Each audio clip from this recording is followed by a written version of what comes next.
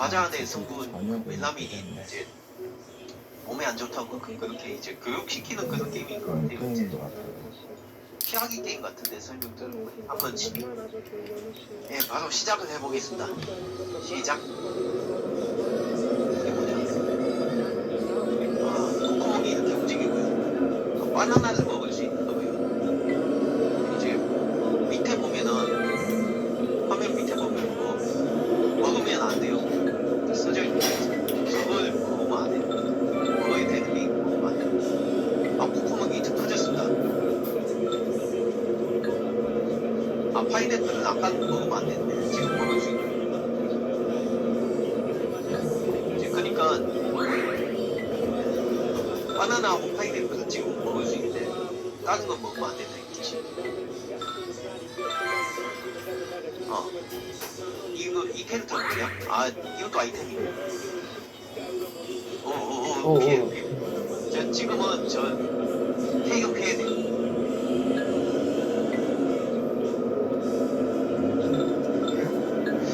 맞나? 밑에 미션이 되는 거니까 몇 개를 먹어야 되는 아이스크림 먹었는데. 근데 아까 설명하고 좀 다른 것 같아. 맞나?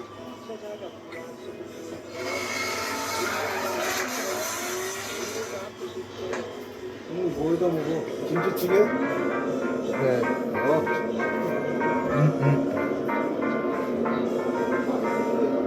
옛날 어느 산 아래 한 마을에 석이라는 남자아이가 살고 있었어요.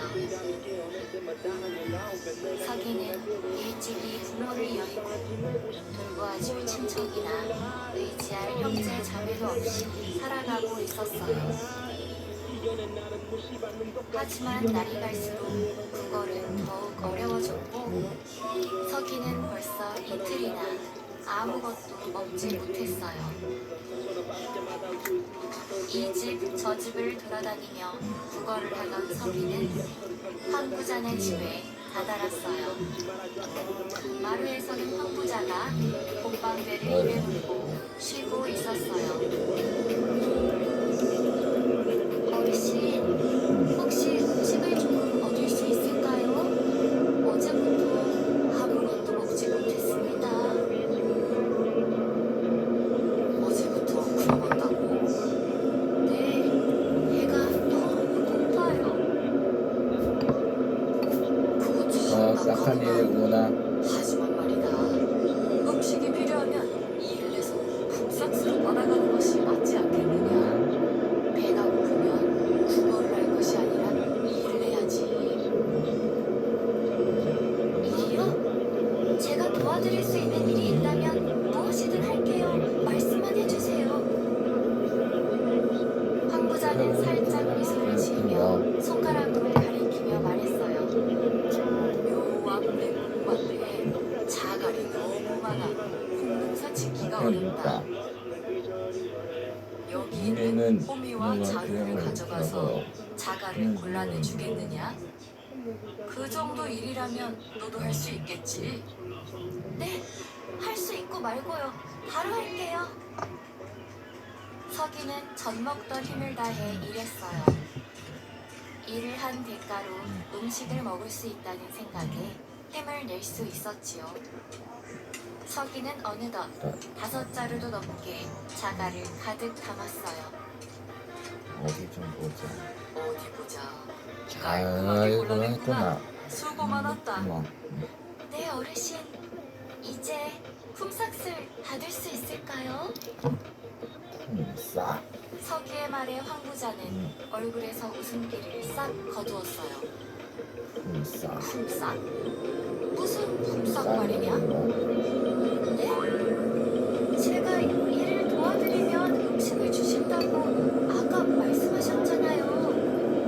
나이도 어린 녀석이 못하는 거짓말이었구나. 내가 언제 그랬어? 당장 내 집에서 나가지 못하겠느냐? 황부자는 호통을 치며 공방대로 석이를 내려칠 때 휘둘렀고 깜짝 놀란 석이는 도망치듯 집을 나올 수밖에 없었어요. 아무것도 먹지 못했는데 힘든 노동까지 한 서기는 이대로 쓰러질 것만 같았어요. 터덜터덜 힘없는 발걸음으로 목적지도 없이 걸어가는 서기의 눈에서는 눈물이 흘러내렸지요. 서기는 걷고 또 걸었어요. 그러다 문득 정신을 차리고 고개를 들어 둘러보자 깊은 산속에 들어와 버린 것을 깨달았어요. 발걸음을 돌리려던 그때 서기의 눈에 웬 초가집 하나가 보였어요. 이런 깊은 산속에 웬 집이지? 혹시나 주인이 없는 초가집인가 해서 서기는 조심스럽게 다가갔어요. 서기가 안을 들여다보려는 순간 갑자기 할머니 한 명이 고개를 불쑥 내밀었어요. 남의 집을 기웃거리다 들켰다는 생각에 서기는 깜짝 놀라 발걸음을 돌리려 했어요. 그런데 서기의 마음과는 다르게 몸은 돌처럼 굳은 듯 조금도 움직여지지 않았어요. 마법에 걸린 듯 손가락 하나 까딱할 수 없었지요. 할머니는 보통 할머니가 아닌 산신이었어요. 얘야, 왜 우리 집을 들여다보려 했니? 아, 이 산속에 누가 살고 있는지 궁금해서 그랬어요. 정말로 그냥 궁금해서 들여다보았니? 서기는 움직여지지 않는 몸에 두려운 마음도 들었지만 한편으로는 할머니에게 진실을 말해도 될 것 같은 마음이 들었어요.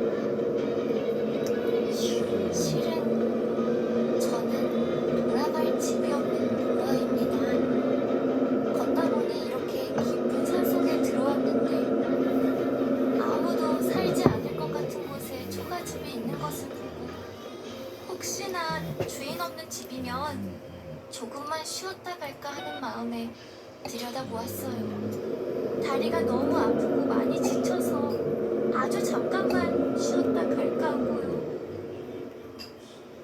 대답을 하던 서기의 배에서 꼬르륵 하는 소리가 났고 서기의 눈에서는 또다시 눈물이 흘러나왔어요. 가여우나 이렇구나. 배가 고픈 게냐? 네, 너무 배가 고파요. 어제부터 아무것도 먹지 못했어요. 딱하기도 하지. 서기의 말을 듣고 있던 할머니는 잠시 서기를 바라보다 말했어요.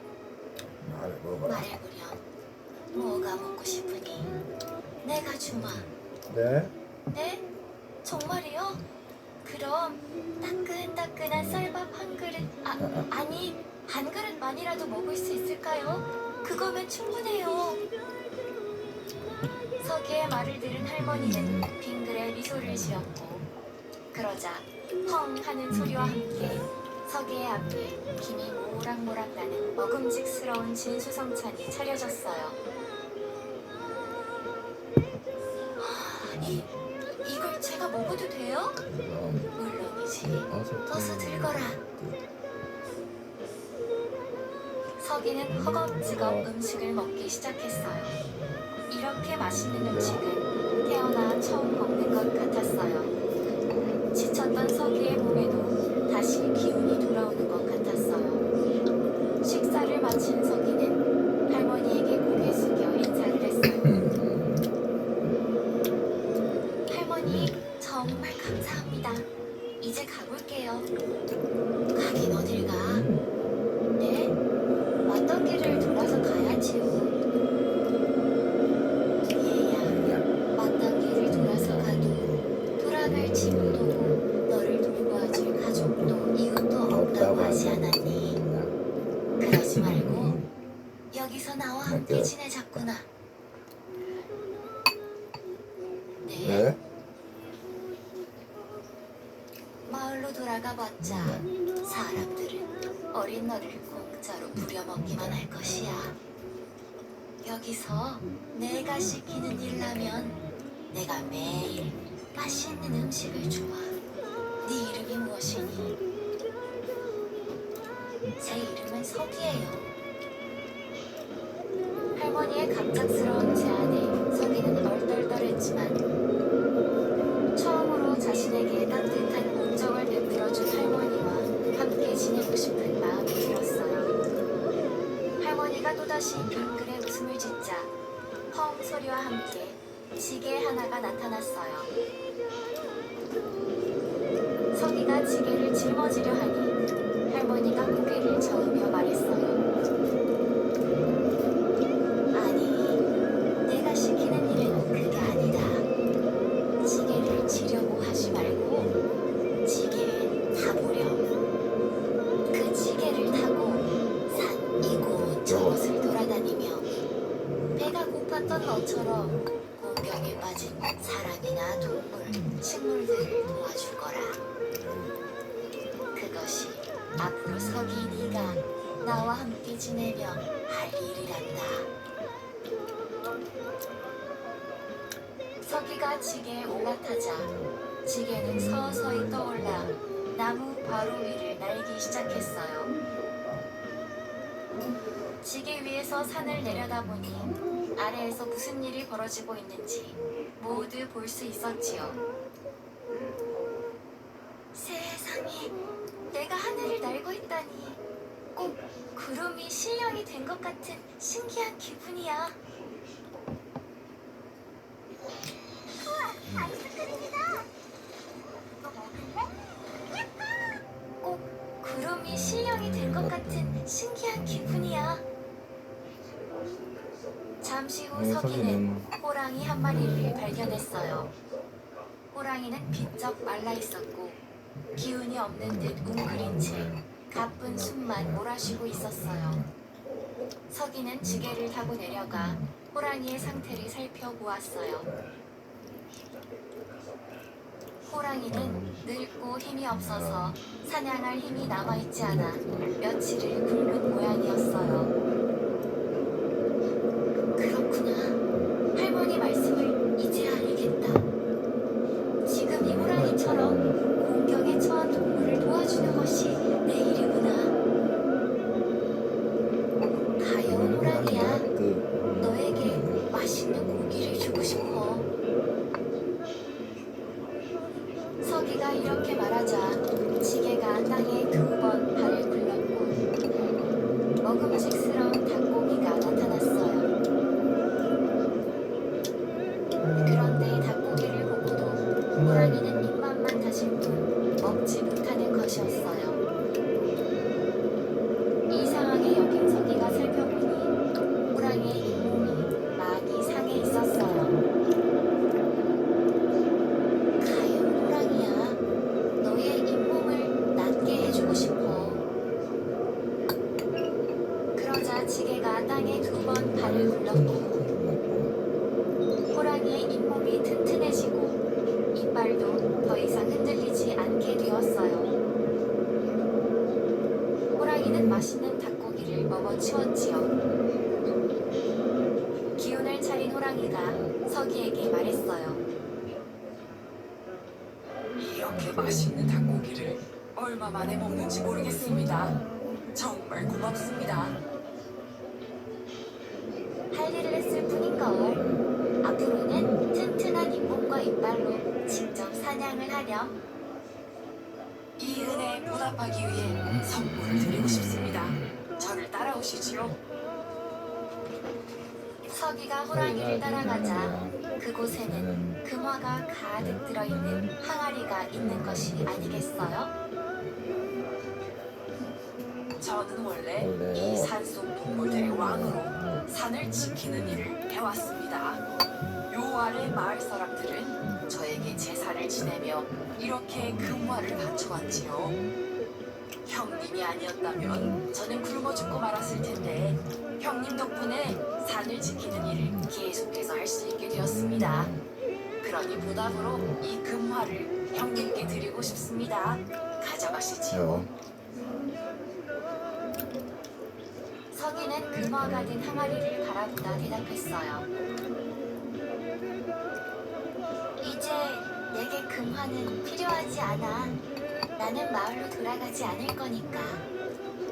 자기밖에 모르고 탐욕스러운 사람들로 가득한 마을보다 나는 이곳이 좋아. 이곳에 머물면서 할머니를 도와 공경에 처한 생명들을 도와줄 거야. 그래서 의사는 이 금화는 가져가서 할머니께 드리도록 할게. 할머니는 금화를 어떻게 좋은 일에 쓸 수 있는지 아실 거야. 계속 이 산속에 사신다고요? 하하하. 그러면 우리는 형님아 오냐 좋은 친구로 지낼 수 있겠군요. 오냐 형님 친구? 친구랑 좋다. 그래, 사이좋게 잘 지내보자. 처음으로 가족과 친구가 생긴 서기는 행복한 웃음을 지었어요. 서기 옆 지게도 웃음을 터뜨리는 듯 지게 다리를 연신 굴렀어요. 한편 서기를 공짜로 부려먹고 쫓아내던 황부자는 얼마 후 콩농사를 잘 지어 많은 콩을 수확했고 콩을 팔아 큰 돈을 벌 생각에 신이 났어요. 그런데 황부자가 잠든 사이 산에서 호랑이 한 마리가 내려와 황부자가 자루에 담아둔 콩들은 물론 곳간의 다른 식량까지 모두 물어가 버렸답니다. 더 흥미롭고 재미있는 이야기를 찾으신다면 스튜디오 은재의 창작동화 신기한 502 잡화점을 전국 온 오프라인 서점에서 만나보세요.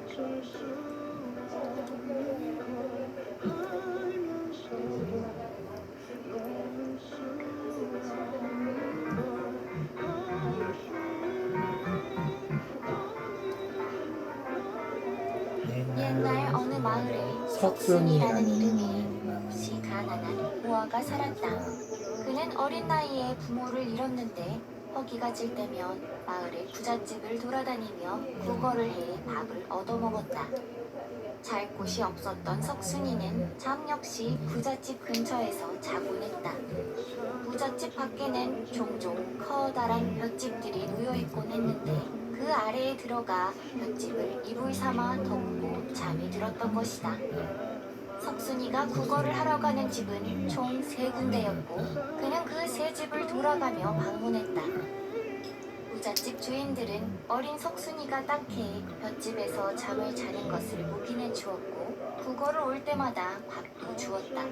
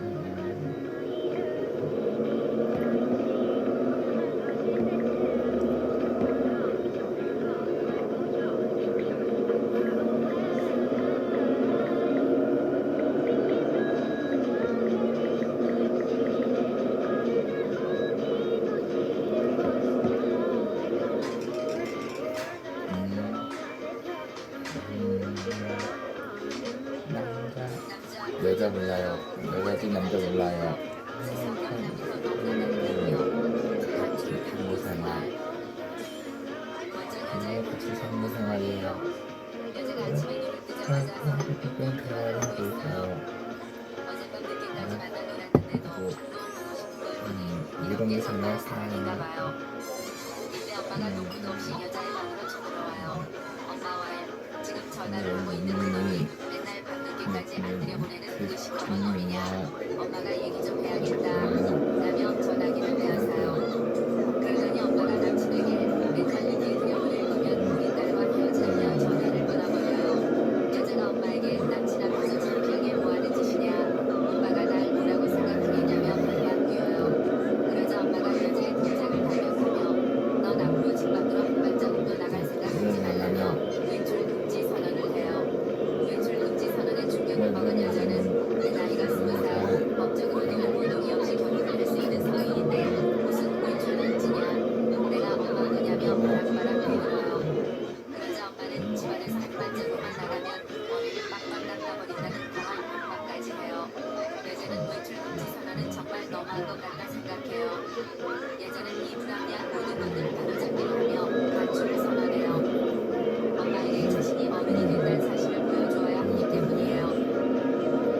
가출한 여자가 친구들을 불러모아요. 여자가 친구들에게 오늘은 밤새도록 마셔 달려달려를 할 것이니 집에 갈 생각은 말라 허세를 키워요. 그러자 친구들이 통금 시간은 어쩌냐요. 여자는 통금 시간이 뭐냐, 먹는 거냐. 앞으로 나는 독립적인 행동을 할 거라며 큰 소리를 뻥뻥 쳐요. 오늘은 마음껏 미끄러질 것이니까요. 이때부터 여자는 재미없는 일들에도 더 깎아놓고 더 재밌는 척을 해요. 이것은 엄마 없이도 잘 먹고 잘 살 수 있다는 반항의 의미예요. 집을 나가서도 이렇게 재밌게 잘 지낸다는 걸 알면 엄마가 더 약올라 할 것이에요. 그런데 오 마이 갓. 시간이 갈수록 혹시 엄마 전화가 오진 않을까 핸드폰으로 자꾸 눈이 가고 엄마가 잡으러 오진 않을까 긴장되어 문을 자꾸 보게 돼요. 그런데 헐 통금 시간이 다 되도록 엄마가 깜깜 무소식이에요. 전화가 없는 걸 보니 엄마도 완전 화난 것 같아요. 여자는 엄마가 날 내쫓는다는 의미로 전화를 하지 않는 건 아닐까 졸리기 시작해요. 마음이 불편해진 여자는 친구들과 노는 것이 재미없어져요. 여자는 남친을 만나야 한다. 멍간 뒤 술집에서 나와요. 여자는 지금이라도 굽히고 들어가야 하진 않을까. 그럼 덜 혼나지 않을까 하며 마음이 약해져요. 하지만 지금 집으로 들어가는 건 너무 자존심 상해요. 이때 아싸 가오리 여자에게 좋은 아이디어가 떠올라요. 엄마에게 걸려도 혼나지 않으면서 집도 아닌 언니네 집으로 가기로 해요.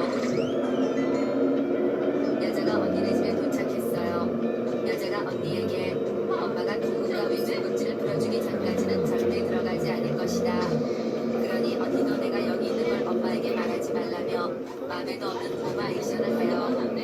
내가 이렇게 얘기해도 분명 언니는 몰래 엄마에게 내가 이곳에 왔다는 걸 알려줄 것이에요.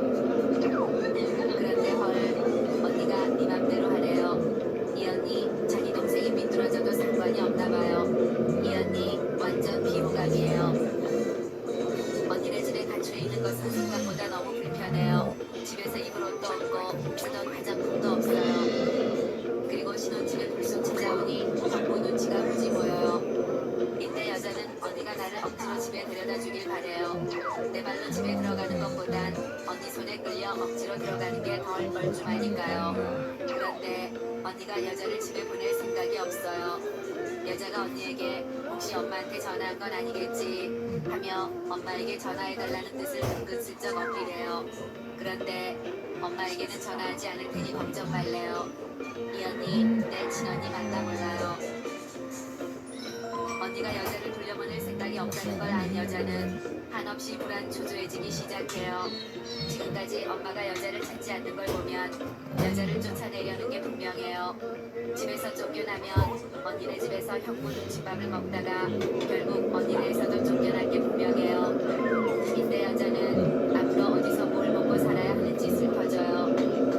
외출 금지가 풀릴 때까지 납죽 엎드리고 조용히 집에서 있는 건데 왜 나왔는지 내 스스로가 너무 원망스러워요. 이때 몰래 언니 집에 문이 열리며 완전 열받은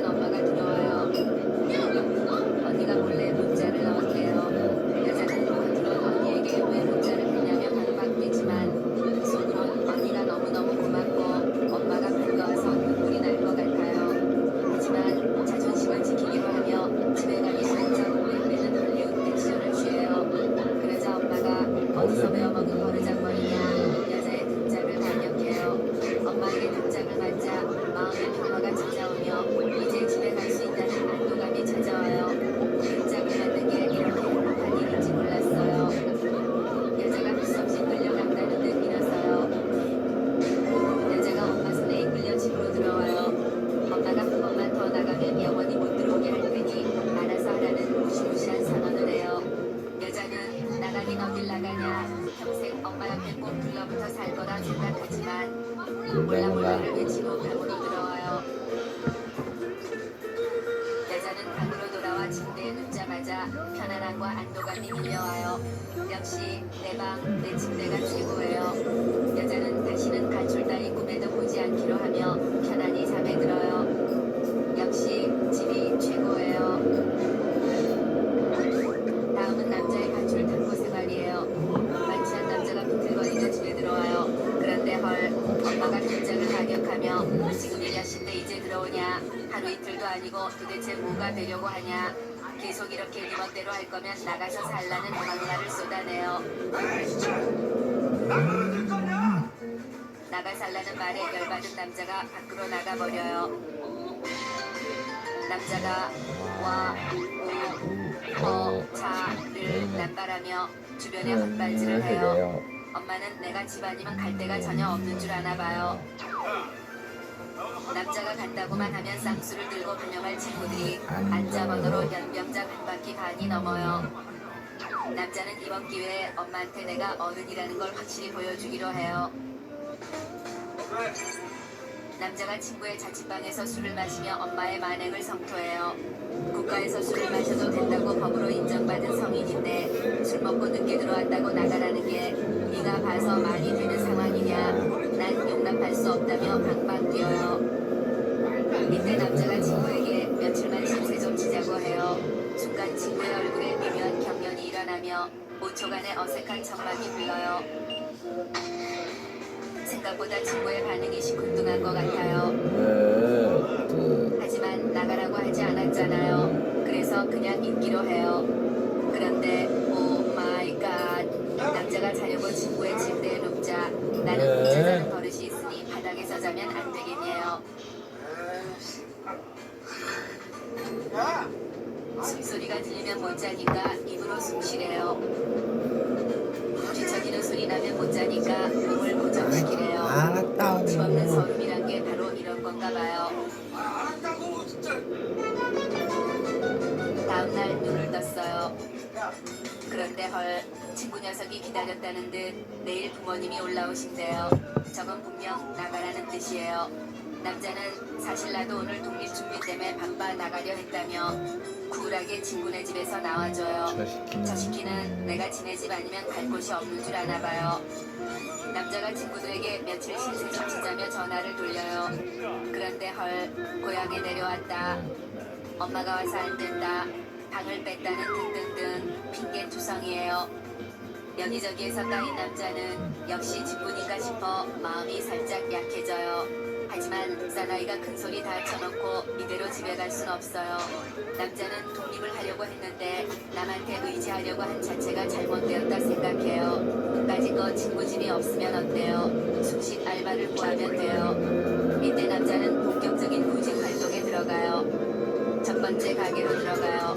나이가 어려서 안 된대요. 두 번째 가게로 들어가요. 부모님 허락을 맡아야 된대요. 13번째 가게로 들어가요. 만화 잘못 올린 광고래요. 뺑뺑이를 돈 남자가 벤치에 주저앉아요. 이젠 말할 힘도 걸을 힘도 없어요.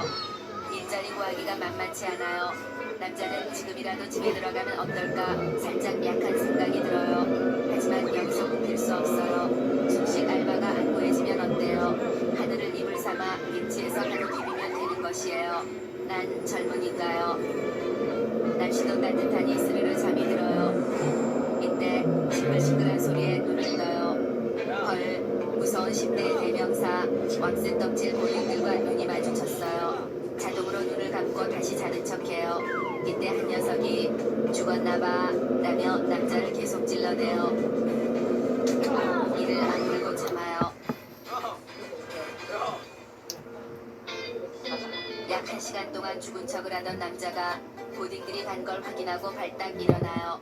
아무래도 장기적으로 봤을 때 노숙은 너무 위험한 것 같아요. 찜질방이라도 가기로 해요. 그런데 주머니를 뒤져보니 달랑 3,000원 뿐이에요. 이때 아싸 가오리, 내 방에 있는 돼지 저금통이 생각나요. 지금 집에 들어가는 게 자존심도 상하고 엄마도 신경 쓰여요. 그런데 집에 좀 가면 어때요? 내 집은 내가 찾겠다는 거잖아요. 집에 들어온 남자가 불도 켜지 않고 나치발로 사방을 수색하며 스텝을 밟고 있어요. 내 집은 내가 찾으러 왔는데 왜 눈치를 보는지 모르겠어요. 조스피드로 돼지 저금통을 갈라 동전을 다 쑤셔넣고 집을 나서려는데 스멜. 남자가 제일 좋아하는 엄마표 김치찌개 냄새가 후각을 자극해요. 당장이라도 달려가서 냄비까지 씹어먹고 싶어요. 하지만 저걸 먹었다간 엄마에게 항복하는 게 될 것 같아요. 그런데 맞아요. 돈 내고 먹으면 되잖아요.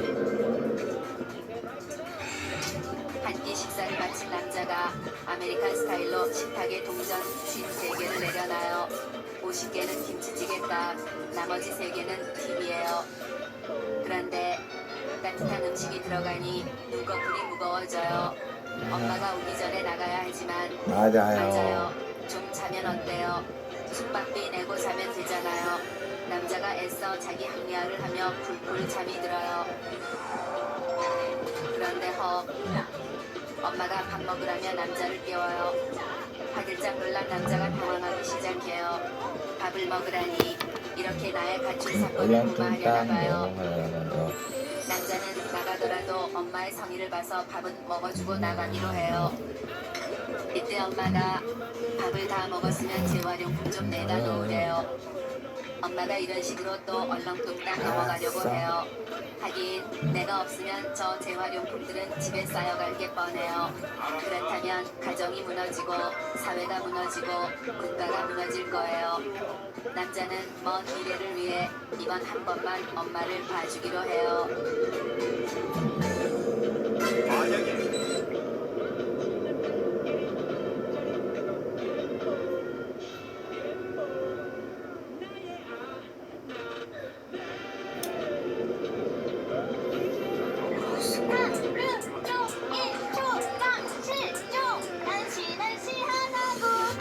감기 몸살편. 먼저 남자가 감기 몸살에 걸렸을 때예요. 동틀 때까지 이어진 음주감으로 인해 녹초가 된 남자는 식사 시간이 되어서야 간신히 잠에서 깨어나요. 너무 무리를 해서인지 침대에서 일어날 수가 없어요. 단순한 숙취가 아닌 것 같은 느낌이 들어요. 이마가 따끈따끈하고 콧물이 폭포수처럼 터져나와요. 손등으로 훔친 콧물을 침대 시트에 쿨하게 문질러 닦아보지만 한 번 터진 콧물은 멈출 기세가 아니에요. 책상에 놓인 휴지를 향해 기신기신 기어가 휴지를 한 칸 뜯어 손가락으로 돌돌 말아 콧구멍에 끼워요. 일단 응급처치는 된 것 같아요.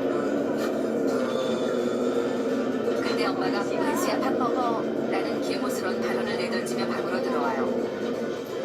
하나밖에 없는 자식이 죽어가고 있는 것을 발견한 엄마는 새벽 이슬 맞으며 술이나 마시고 다니니까 감기 걸리지 이은수야 라는 폭언을 퍼부으며 남자의 등짝을 후려쳐요. 손도 닿지 않아 문지를 수조차 없는 등장의 범위다 삼각지대만 골라 때리는 엄마가 원망스러워요. 남자는 내 친엄마는 어느 하늘 아래에 있는 걸까 하는 생각에 잠시 빠져봐요. 그럼 빨리 병원이나 갔다 와라. 엄마가 얼른 병원에 가보려면 등을 떠밀어요. 남자는 감기를 치료의 대상이 아니라 이겨낸 거야. 그게 바로 남자야. 그러며 큰 소리를 치다 또다시 등짝을 맞아요. 죽는 한이 있어도 감기 따위로 병원을 찾을 순 없어요. 이건 사나이 자존심 문제이기 때문이에요. 근데 엄마가 병원비를 건네요. 병원에 갔다 와. 이제야 친엄마다운 모습을 보이는 엄마가 예뻐 보여요. 돈을 본 남자는 까짓 거 병원 한 번 가지고 남는 돈을 슈킹할까 하는 생각에 마구 흔들리기 시작해요. 엄마의 정성에 굴복하고 말았어요. 하지만 여전히 병원에 갈 생각은 전혀 없어요. 대신 엄마를 생각해 감기의 직방인 특효약은 먹어주겠다며 인심을 써요. 감기엔 소주에 매콤한 아구찜이 직방이에요. 새벽을 함께 맞이한 어제의 용사들이 다시 뭉쳤어요. 남자는 적절한 타이밍을 잡아 지독한 감기 몸살에 걸렸지만 병원에 가지 않고 병원비만 슈킹해 또다시 숫자를 높이 들었다며 자랑스레 떠벌려요. 그 말에 친구들도 지지 않고 저마다의 무용담을 꺼내요. 지방간 판정. 알코올성 지방간이 심각하다는 판정을 받았지만 그 이후 하루도 술을 거는 날이 없다는 놈. 깎고 나가지고 위장에 빵꾸가 나서 각혈을 했지만 소맥으로 병을 이겼다는 놈. 바로 갔잖아. 독한 놈들이에요. 자칫 병원에라도 갔었다가 친구들에게 걸렸으면 평생 놀림감이 되었을지도 몰라요. 그런데 갈수록 술맛도 느껴지지 않고 골이 머릿속을 굴러다니는 듯한 고통이 몰려와요.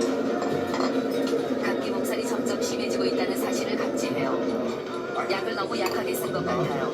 술꾼들 사이에 내려오는 전설의 야매보감 처방전을 쓸 시간이 되었어요.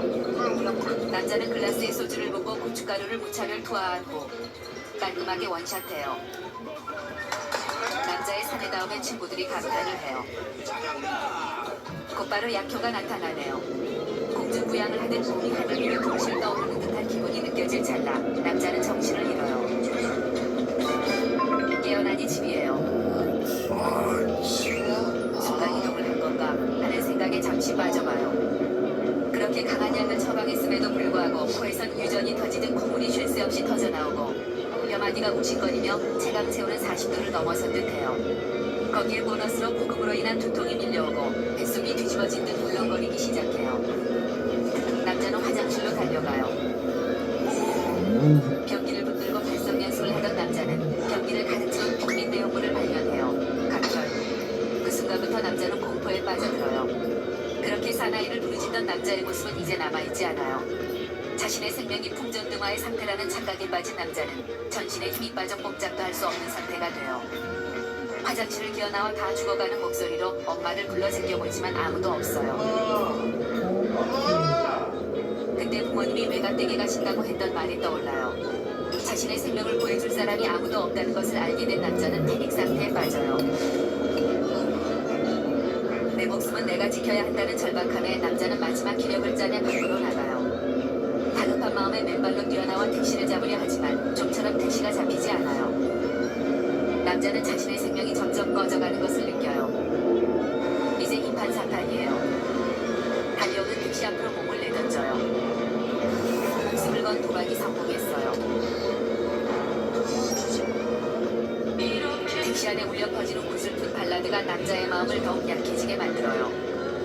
아직 장가도 못 갔는데 다음 받아놓고 보지 못한 야동도 3기가가 넘는데 첫사랑 그녀는 잘 살고 있겠지. 이제 곧 난 세상에서 잊혀지겠지. 지금까지 남자의 인생이 주마등처럼 스쳐 지나가요.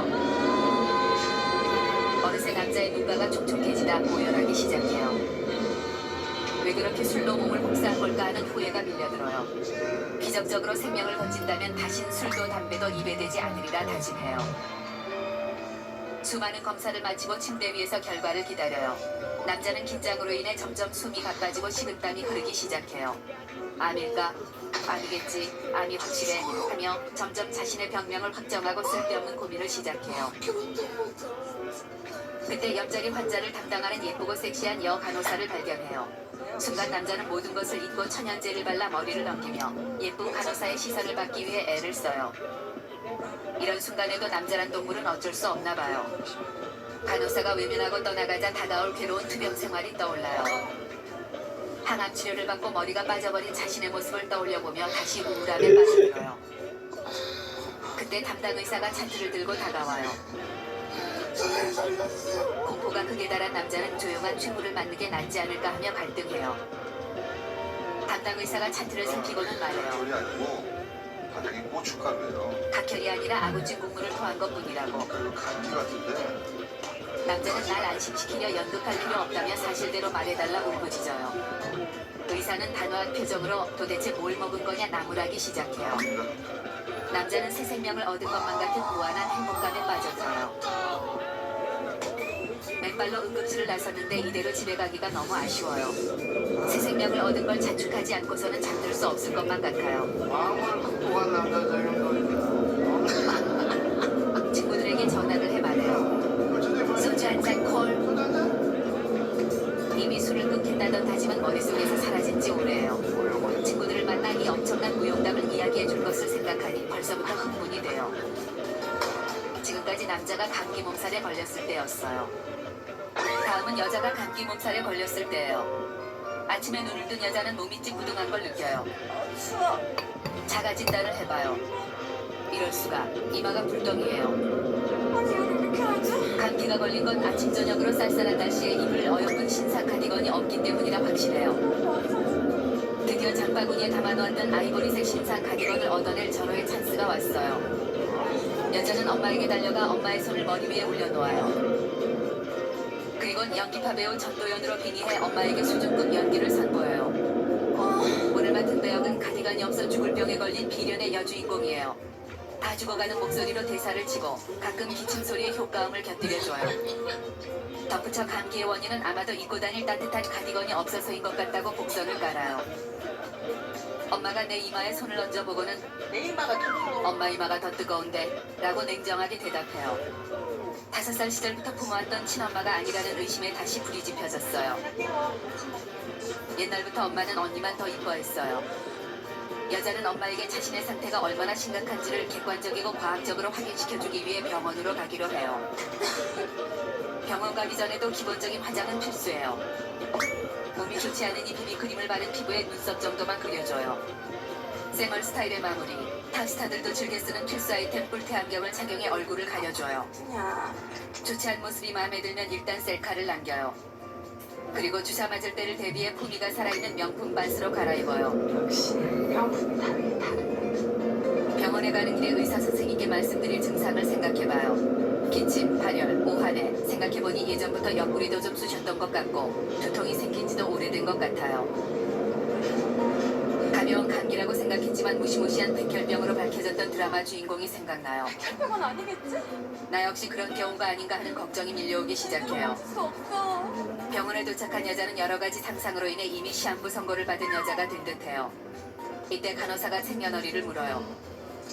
생년월일을 말하려는데 새삼 나의 많은 나이에 서글퍼져요. 한때는 젊다는 게 한미천이었는데 이제 그 미천도 바닥난 게 분명해요. 간호사에게 속삭여 나의 생년월일을 이야기해준 뒤 자리에 앉아요. 서글퍼진 여자는 남자친구 및 지인들에게 그래서 병원에 실려왔어. 이라고 과장을 조금 보탠 단체 문자를 쏴요. 내 발로 걸어왔지만 이 정도 오바는 해줘야 사람들의 관심과 사랑이 집중될 걸 알기 때문이에요. 지금 여자에겐 관심과 사랑이 절실히 필요해요. 역시 남친이 1등으로 문자를 보냈어요. 이런 개념을 밥 말아 처먹은 남친이 있나. 위로는커녕 지도 아프다고 엄살을 부리네요. 이것이 눈물 콧물 쏙쏙 뽑히고 손이 발이 되도록 빌어봐야 정신을 차리려나 봐요. 그 후 친구들의 문자도 쏟아져요. 아니 너 왜 가짜 게임하는 거야? 야 가짜라니 좌우로 쏙 쏘고 그게 획득하고 네가 뭐 광고랑 똑같지? 남친의 무개념에 분노한 가슴을 간신히 진정시킨 여자는 친구들의 걱정 어린 문자를 즐기며 나의 인기와 인간관계가 여전히 죽지 않았음을 확인해요. 목이 너무 아프다. 열이 40도까지 올랐다. 입원할 것 같다 등등 연약한 척과 불쌍한 척을 문자 한가득 담아 당부를 해줘요. 이때 간호사가 혈압 측정을 핑계로 나에 대한 호구 조사를 시작해요. 키 170에 48kg, 술만 조금 한다고 대답해요. 키는 조금 늘리고 몸무게만 약간 줄인 아주 정직에 가까운 대답이에요. 하지만 의심 많은 간호사가 체중계에 올라서 보라고 아픈 나를 궁지에 내몰아요. 언짢지만 말을 안 들었다가는 주사를 아프게 놓는 복수를 할 수도 있으니 간호사에게 절대 복종하기로 해요.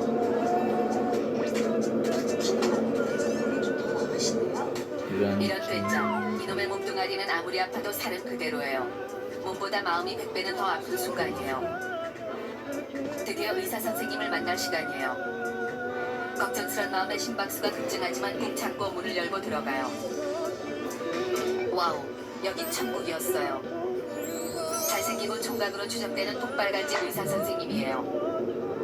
이럴 줄 알았으면 좀 더 청순하고 연약한 이미지의 코디, 그리고 메이크업에도 더 신경을 쓰는 건데 하는 아쉬움이 밀려와요. 이 총각으로 추정되는 의사 선생님 앞에서 여자는 한 마리의 순한 양이자 초연약 청순가련 모드로 변신해요. 자상한 의사 선생님이 입을 벌리라고 해요. 이 잘생긴 남자 앞에서 입을 벌리는 게 쑥스럽고 떨려요. 입냄새는 나지 않을지 번쩍이는 금리가 흉하진 않을지 걱정돼요. 수줍게 하고 입을 벌려요. 의사 선생님이 청진기를 가슴에 대요. 미친 듯이 심장이 뛰어요. 혹시 내 심장 소리를 듣고 마음을 눈치채는 건 아닐까 쑥스럽고 창피해요. 이때 세상한 의사가 열을 재보는 듯 내 이마에 손까지 얹어주어요. 나를 좋아하나 봐요. 온 세상이 핑크빛으로 변하는 황홀한 순간이에요. 여자는 이미 시한부 인생의 비련의 여주인공에서 의사 사모님이 되는 인생 역전 신데렐라 스토리의 주인공이 되는 상상에 빠져들어요. 운명은 언제나 이렇게 시작되는 것이니까요. 여자는 가벼운 감기라는 잘생긴 의사 선생님의 진단을 받아요. 다른 의사가 감기라고 했었으면 큰 병원이라도 가보겠다면 발버둥 쳤겠지만 이 잘생기고 자상한 그리고 총각으로 추정되는 의사가 오진할 리가 없어요. 약국에 가요. 처방전을 보니 하루치예요. 그 의사가 나를 좋아하는 게 더 확실해졌어요. 나 보려고 할 내일도 나를 또 보고 싶어 딱 하루치 약만 지어준 거란 착각에 빠져들어요. 감기에 걸린 나의 몸뚱이에 감사해요. 이제 곧 의사 사모님이 될 수 있다는 기대감에 부푼 여자는 룰루랄라 콧노래까지 부르며 집으로 들어오는데 피도 눈물도 없는 냉정한 엄마와 마주쳐요. 지금까지 멀쩡히 걸어왔지만 엄마 앞에선 또다시 감기에 걸려 다 죽어가는 가엾은 딸 연기를 선보여요. 약봉지를 꺼내놓으며 어지러운 듯 휘청하고 다리가 풀린 듯 주저앉았다가 보란듯이 기침을 세고 거칠게 해주어요. 아니 의사가 병원에서 뭐라고 하냐는 엄마의 질문에 심한 독감에 한 병쯤까지 올 수 있으니 푹 쉬라고 했다고 뻥까요. 엄마가 역시 나의 물오른 연기에 완벽히 넘어가고 말았어요. 엄마가 먹고 싶은 걸 물어요. 처음엔 입맛이 없다고 튕기다가 전복 중이라고 대답해요. 목도 별로 안 아프고 소화도 잘 되지만 아플 땐 전복죽을 먹어주는 게 분위기 있다고 생각하기 때문이에요. 방으로 들어와 거울을 봐요. 감기로 인해 약간 헬스케지고 볼살도 빠져 살짝 V라인의 형태가 나타난 것 같아요. 감기에 걸린 여세를 몰아 다이어트를 해야겠다 다짐해요. 간질거리는 목에는 손수건을 살짝 감아 나의 소중한 목을 보호하기로 해요. 엄마가 들어오는 소리가 들리면 초스피드로 침대에 들어누워 이불을 목 끝까지 올려덮은 뒤 끙끙 앓는 효과음을 내줘요. 엄마는 수건을 내 이마 위에 올려주시며 감기가 나오면 가디건을 사주겠다고 약속해요. 원래 작전 성공이에요. 여자는 신상 가디건을 입고 의사 선생님과 데이트를 하는 상상을 하다 잠에 빠져들어요. 다음날 잠에서 깬 여자는 어제와 사뭇 다르게 가벼워진 몸을 느껴요. 무슨 감기가 이렇게 약해 빠졌나 싶은 생각이 들어요. 좀 더 아파서 살도 빼고 병원에 다니면서 의사 선생님과 친해질 수 있었는데 아쉬운 마음이 밀려와요. 감기가 다 나았지만 남친과 친구 그리고 엄마에게는 계속해서 아픈 척을 하기로 해요. 그래야 좀 더 대접을 받을 수 있으니까요. 지금까지 여자가 감기 몸살에 걸렸을 때였어요.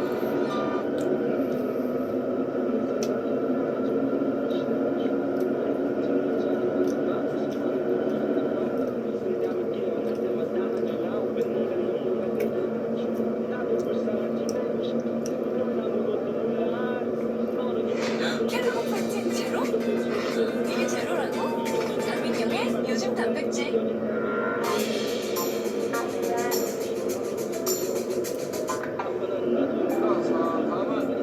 진짜 졸라 덥다. 무슨 에어컨 선풍기보다 안 시원하냐?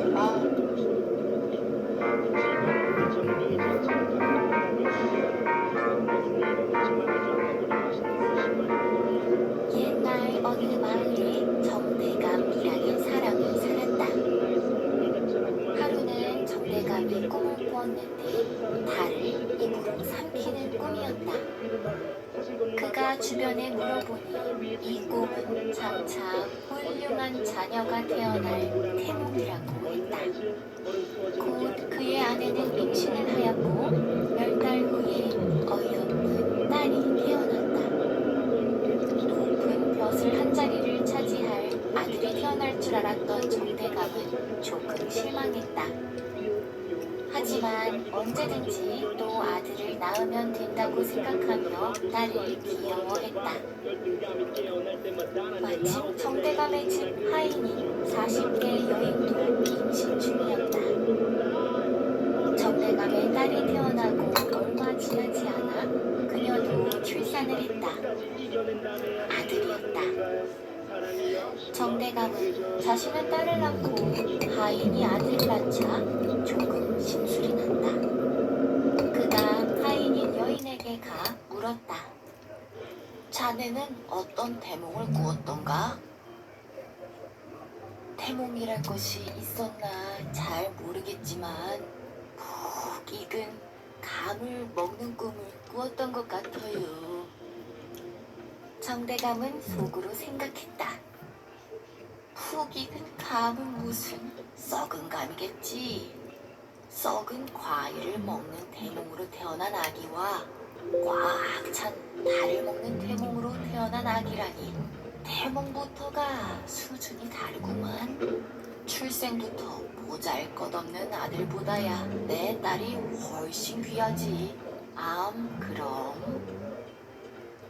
그런데 공교롭게도 정대감의 아내는 이후에도 딸을 낳았다. 그토록 바라던 아들이 좀처럼 태어나지 않으니 정대감의 기분이 마냥 좋을 리가 없었다. 한편